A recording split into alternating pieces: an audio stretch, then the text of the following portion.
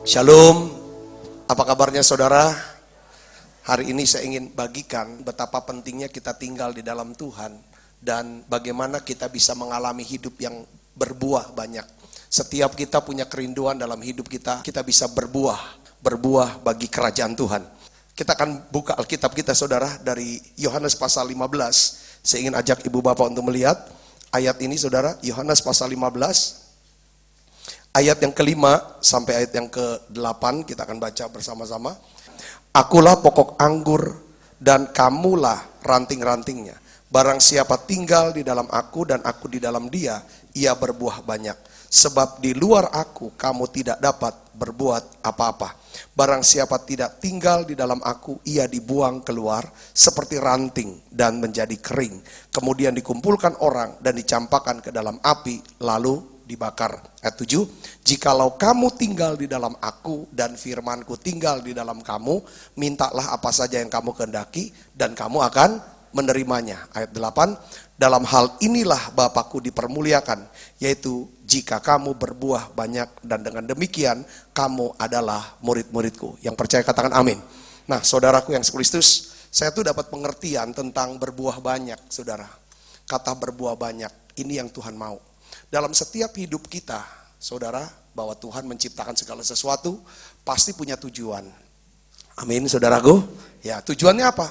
Untuk bisa menyelesaikan sebuah masalah aja. Saudaraku, kayak contoh, mata ya, diciptakan Tuhan untuk apa? Melihat. Telinga diciptakan Tuhan untuk apa? Mendengar. Ya, mulut diciptakan Tuhan untuk apa? Berbicara. Tangan untuk menggenggam. Kaki untuk berdiri dan berjalan. Semua ada tujuan. Tujuannya apa? Menyelesaikan sebuah masalah. Begitu pula dengan manusia sebenarnya. Kita dijadikan Tuhan. Kita diciptakan Tuhan. Bukan cuma sekedar ya, lewat aja. Nanti lahir, setelah itu nanti ada waktunya hilang, meninggal, dikubur. Tidak.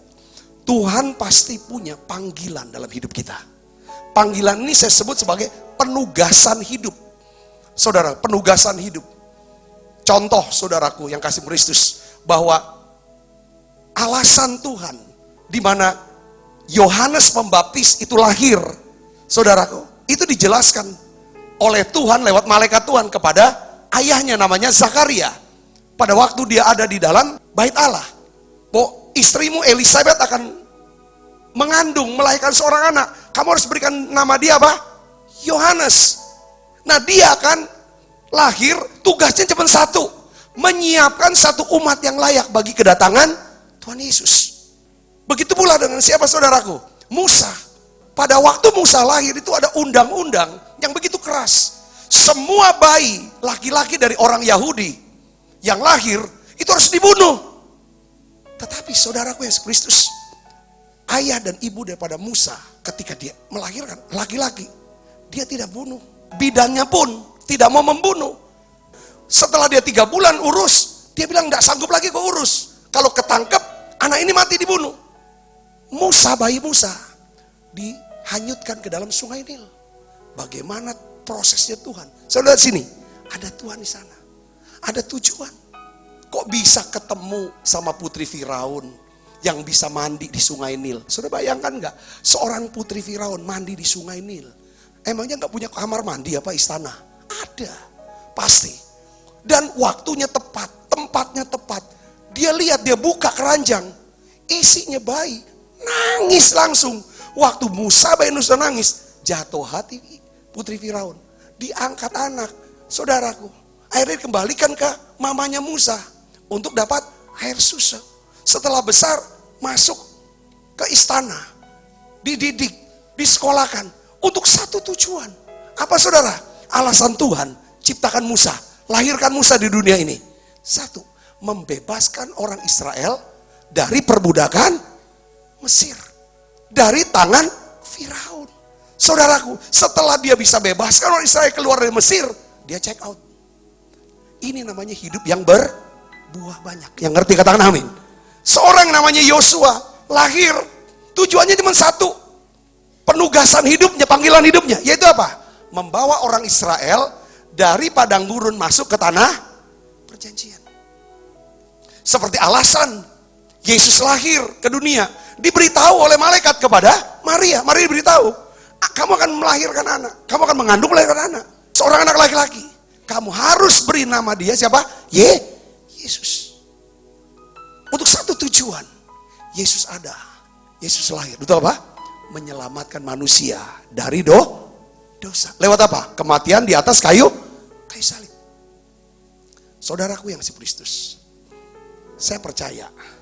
Saudara dan saya pun ada di dunia ini untuk satu tujuan. Yaitu apa saudara? Ada lakukan penugasan yang Tuhan sudah tetapkan buat kita. Kalau saudara lakukan ini, saudara berbuah banyak. Saudara sedang memuliakan Allah. Yang percaya katakan amin. Saya ingin beritahu kepada saudara begini. Kita gak bisa tentukan kita mau jadi apa, gak bisa. Kalau saudara dan saya tinggal sama Yesus, Kristus tinggal dalam kita.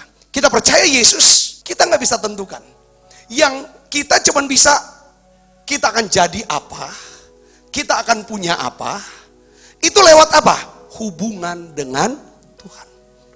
Ketika saudara dan saya punya hubungan dengan Tuhan, barang siapa tinggal dalam aku, kata Yesus, dan aku dalam kamu, maka dia akan berbuah banyak.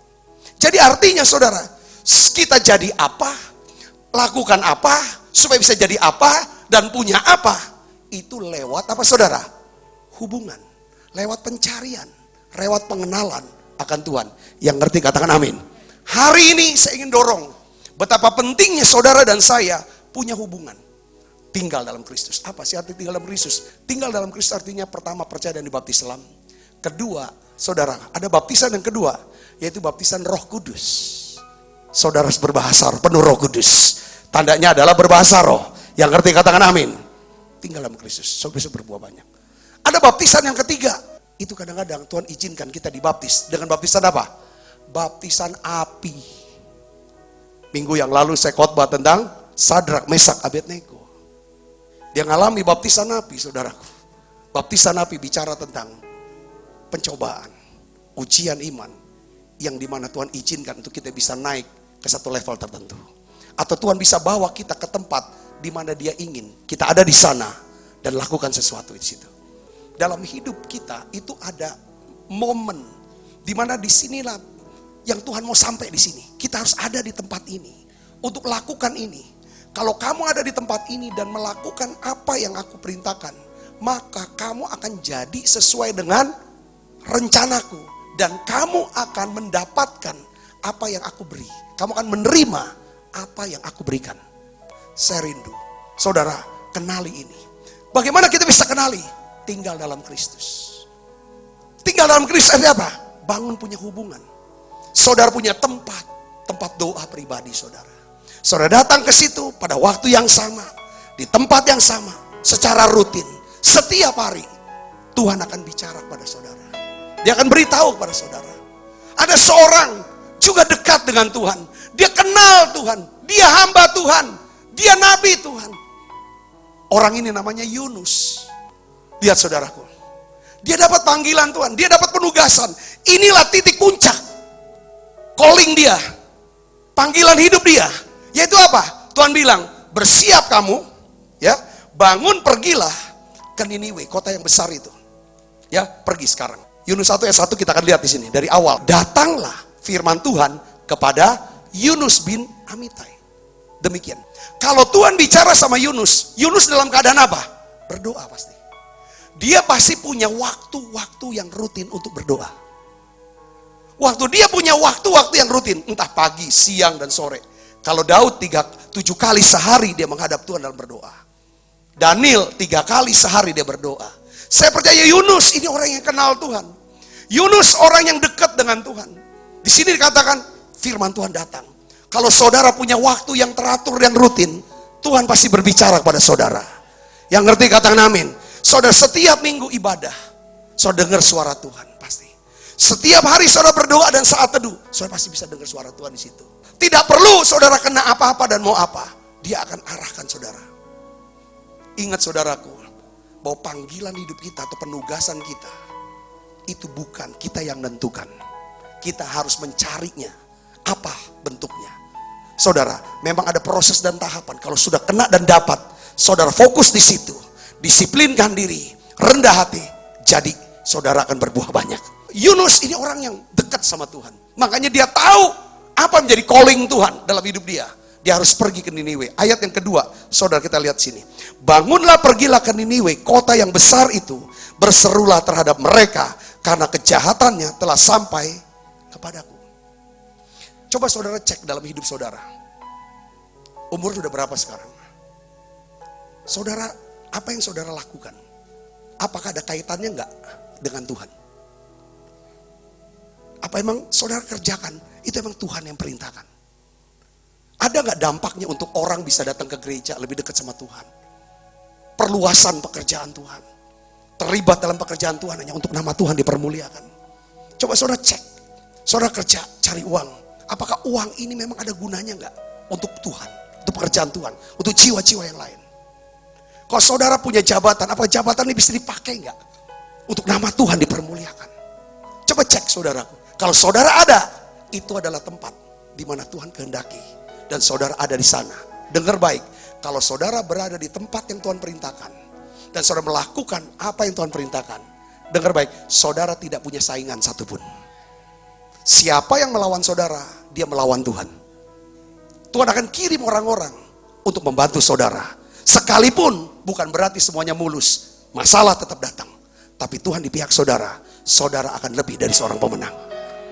Beri tepuk tangan yang meriah. Saya bisa ngerti di sini. Amin. Bisnis, nama Tuhan dipermuliakan. Karir, nama Tuhan dipermuliakan. Kuliah, nama Tuhan dipermuliakan. Setiap hari dalam pembicaraan dan pergaulan, saudara lihat ini, arahkan sini. Yunus saudaraku, dia orang yang dekat sama Tuhan, makanya dia tahu panggilannya ini. Tetapi saudaraku yang Kristus, kita akan lihat apa yang dibuat. Ayat yang ketiga, kita baca sama-sama. Tetapi Yunus bersiap untuk apa? Melarikan diri dari Tarsis. Jauh dari hadapan Tuhan. Kata jauh dari hadapan Tuhan, artinya begini saudaraku. Saudara intim sama Tuhan. Saudara dekat sama Tuhan. Itu kapan? Kapan kita dekat sama Tuhan? Pada waktu kita tahu Tuhan suruh kita kemana. Kita taati, kita pergi kemana. Waktu Tuhan suruh kita lakukan apa. Kita lakukan apa. Itu tandanya kita intim dari Tuhan. Kalau Tuhan perintahkan kita pergi ke satu tempat ini. Tapi kita pergi ke tempat yang situ. Itu artinya kita jauh dari Tuhan. Walaupun sepanjang jalan ke sana kita berbahasa roh. Ini artinya saya dapat. Ketaatan itu tanda orang ini dekat dan intim dengan Tuhan. Di mana ada ketaatan, di situ ada jaminan perlindungan. Di mana ada pemberontakan, di situ ada kerugian dan badai. Tahu nggak? Tuhan tuh mau dekat sama kita. Dekat sama Tuhan itu apa? Apa yang dia rancang itu kita jalanin rancangannya Tuhan. Ketika dia sudah rancang, kita nggak mau jalanin rancangannya Tuhan. Itu artinya kita jauh dari dia. Tuhan juga rasa jauh dari kita. Bagaimana untuk tarik dekat? Biasanya dia kirim badai. Dia kirim badai. Kalau kita ngalami badai dalam hidup kita, atau tiba-tiba kita dilempar dalam dapur api, itu bukan karena Tuhan lagi marah. Itu bukan karena kita Tuhan sudah sekarang mau hukum kita, tidak. Dia mau bawa kita tarik dekat lagi. Saya bisa ngerti. Supaya kita bisa berbuah banyak. Nah dia jauh. Ia bayar biaya perjalanannya. Lalu dia naik ke kapal itu untuk berlayar. Bersama-sama dengan mereka ke Tarsis. Sekali lagi dikasih jelas. Jauh dari hadapan. Saya percaya dia berdoa kok. Tapi Alkitab bilang jauh dari. Kenapa jauh? Tuhan maunya dia ke Niniwe. Tapi dia tersasar. Saudaraku Kristus. Kalau rancangan Tuhan, saudara apa? Kerja apa? So lakukan yang berbeda. Itu sudah jauh dari Tuhan. Sekalipun tiap hari ada di gereja. Sekalipun tiap hari bersama orang Kristen. Tuhan melihatnya di jauh. Tapi kalau saudara saya taati dia, jalan. Kita dekat dari Tuhan. Amin saudara. Apa yang terjadi? Kita akan lihat. Ayat yang keempat. Ini dia terjadi. Tetapi Tuhan menurunkan angin ribut ke laut. Lalu terjadilah badai besar. Sehingga kapal itu hampir-hampir terpukul hancur.